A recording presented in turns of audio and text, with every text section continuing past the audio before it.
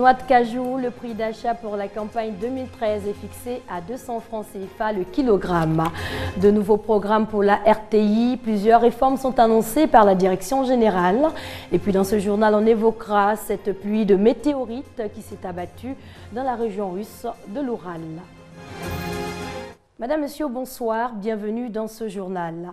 On commence par le démarrage de la campagne de commercialisation de la noix de cajou. Le prix d'achat Borchamp cette année est fixé à 200 francs CFA le kilogramme. L'annonce a été faite par l'autorité de régulation du coton et de l'anacarde. Des précisions avec Franck Quadio.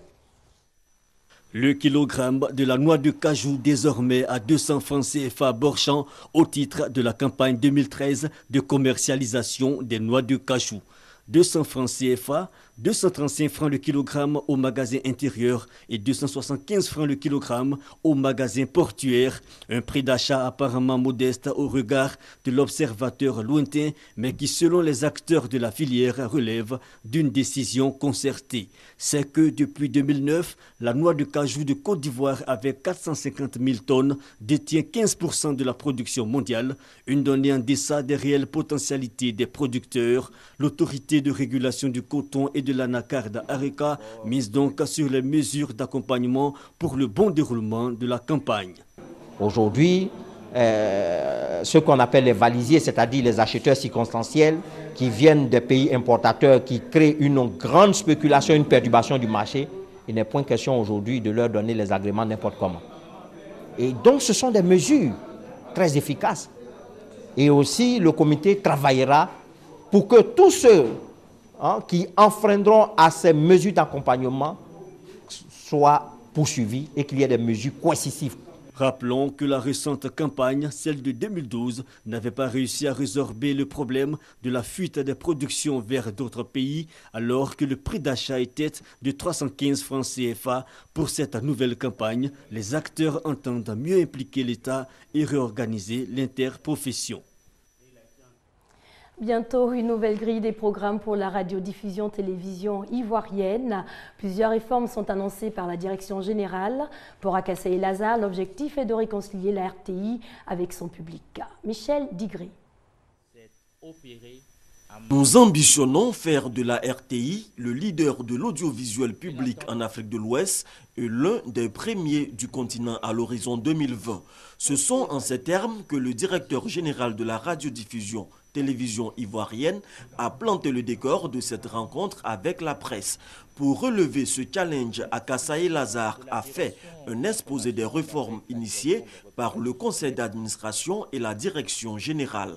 Il s'agit en outre d'une gouvernance cohérente des ressources de l'entreprise, le renforcement des capacités du personnel, l'amélioration du contenu des éditions des journaux télévisés, l'optimisation de la couverture du territoire national et l'acquisition d'équipements de pointe. Nous procédons progressivement à la réhabilitation et au rééquipement des centres émetteurs grâce à l'appui du gouvernement afin d'aboutir à l'accès total des populations ivoiriennes à nos programmes. Les travaux sont achevés pour ce qui concerne l'Ouest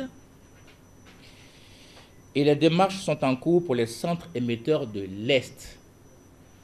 S'agissant des moyens techniques de production, nous avons fait d'énormes efforts pour doter nos chaînes de moyens conséquents, ce qui se reflète aujourd'hui sur la qualité de nos antennes et de nos productions. La direction générale a par ailleurs annoncé que les grilles des programmes des différentes chaînes subiront progressivement des réaménagements dans les prochains jours en vue de satisfaire les téléspectateurs. Les Ivoiriens nous ont demandé d'avoir plus de magazines de débat parce qu'ils trouvaient que le débat contradictoire n'était pas assez présent. Donc ce sera une des choses qui interviendra à l'antenne. Je parlais de sujets sérieux, il y a aussi des sujets un peu plus légers de divertissement avec un peu plus de jeux. Les jeux étaient un peu absents de nos antennes. Donc nous préparons dans les prochaines semaines de nouveaux jeux. Et enfin, au niveau des films, nous sommes bombardés d'images de plein de pays différents.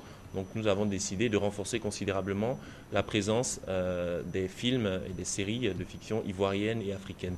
Professionnalisme et maturité, la RTI qui célèbre cette année son cinquantenaire entend se repositionner dans le cœur des téléspectateurs et auditeurs. Les canettes usagées transformées en marmites, une activité qui se développe à Abidjan, une incursion dans l'univers de ce métier informel, le processus de recyclage de ces emballages perdus. Suivons notre guide du jour, Laetitia Manglé. Comme tous les jeudis, Dame Henriette, ménagère à Adjamé, se rend à Koumassi Divo, chez Connery, fabricant de marmites.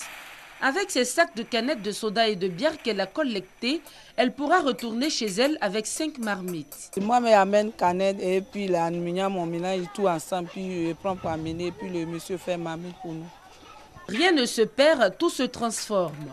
Le recyclage de canettes usagées, Connery en a fait son métier depuis près de 10 ans. Et chaque jour, entre 13h et 14h, le geste est le même. Les canettes sont fondues dans un four creusé en terre, puis moulées, toujours de façon artisanale. Quand on fait le travail là, souvent il y a les femmes qui viennent payer en encros, ou bien souvent aussi on paye, on fait pour aller déposer au marché, et on leur donne un prix en gros quoi. Au moins une semaine ou bien 2 semaines comme ça, on s'en prend l'argent. Ménagères et revendeuses viennent des 4 coins d'Abidjan pour se procurer les marmites de Connery.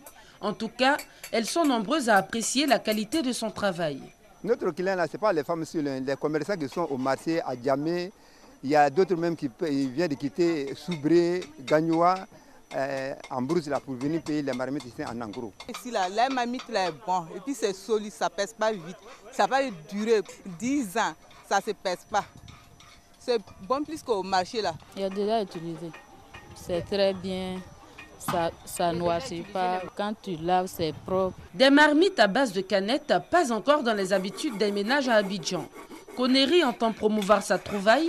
La dizaine d'employés sous sa coupe constitue déjà un bon vivier.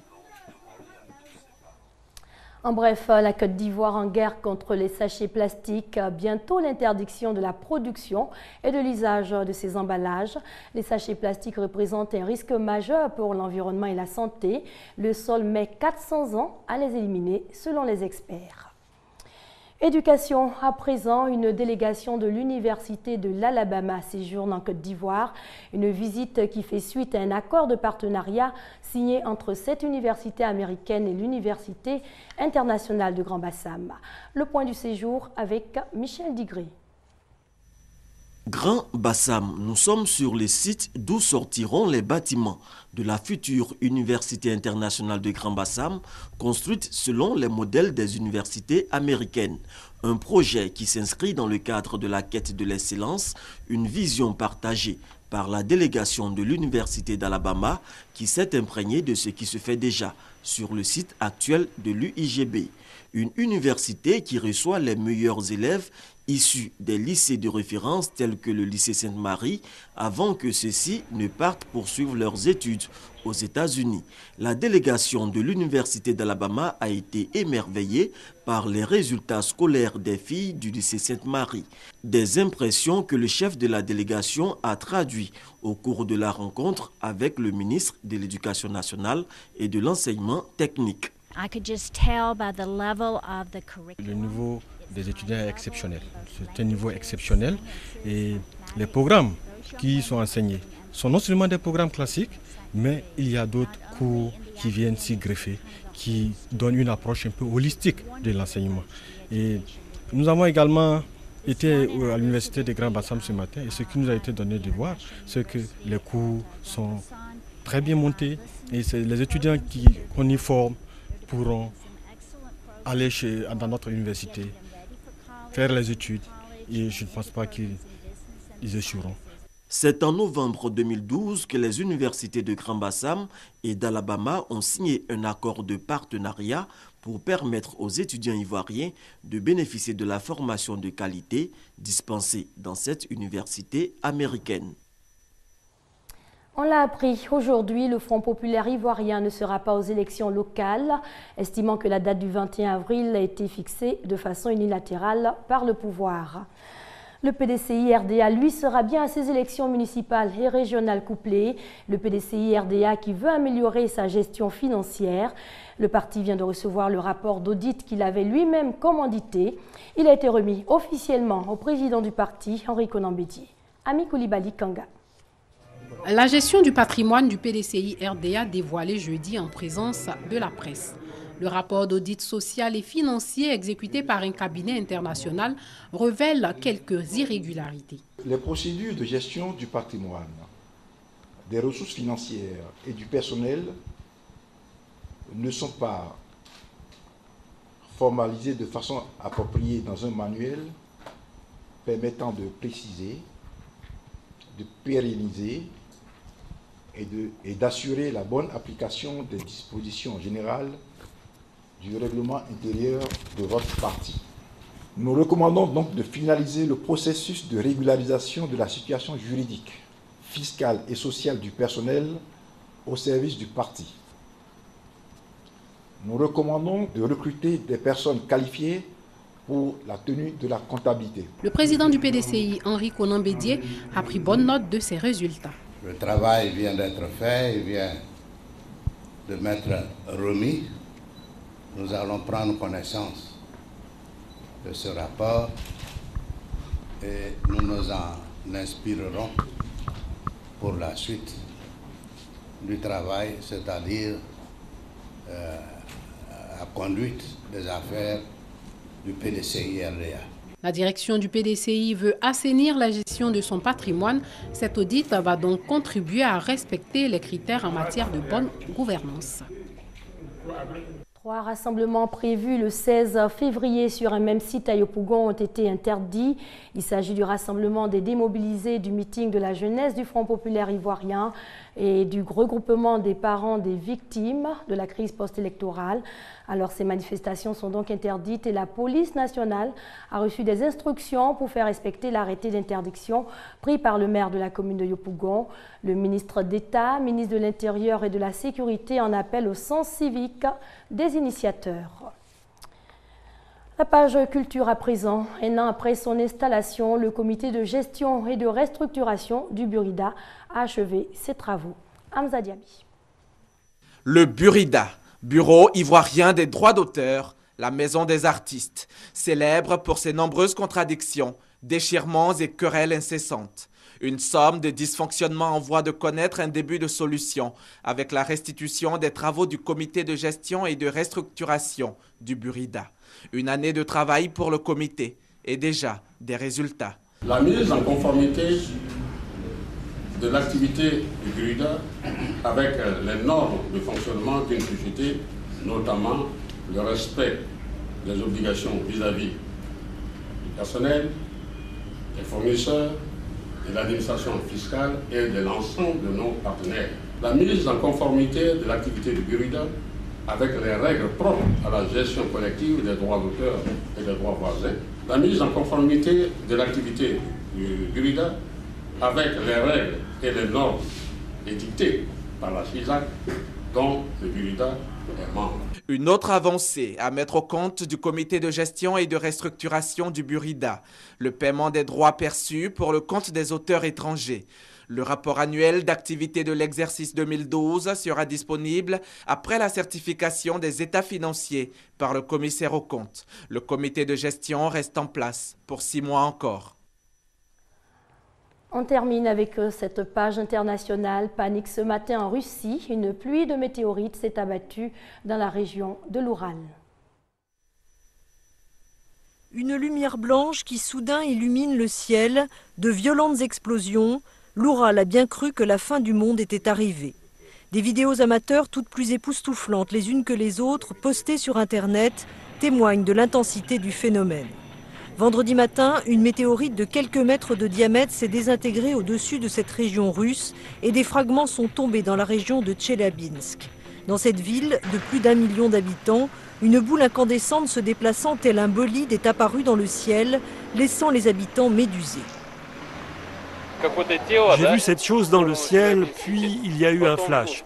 D'abord, on a cru que c'était des feux d'artifice, mais juste après, on a vu une traînée comme si c'était une roquette, suivie d'une explosion. La vitre s'est cassée, le thé, le pain, l'eau, tout est tombé par terre. Nous étions sur la place, là. Soudain, une très forte lumière blanche a éclairé la place. Une lumière inhabituelle. Ça a duré 3 ou peut-être 4 secondes. Et puis j'ai vu 7 traîner. Je me suis rapproché et j'ai entendu l'explosion. Des vitres ont volé en éclats. Scène de panique dans cette école dont les vitres ont été soufflées par les explosions.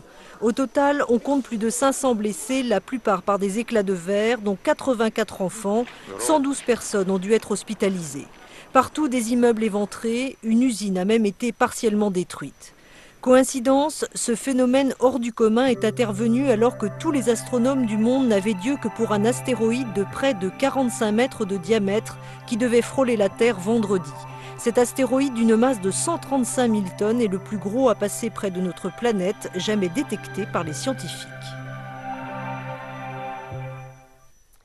Voilà, c'est ici que l'on s'arrête pour cette édition. Merci à vous de l'avoir suivi. Je vous souhaite une très bonne soirée sur RTI2.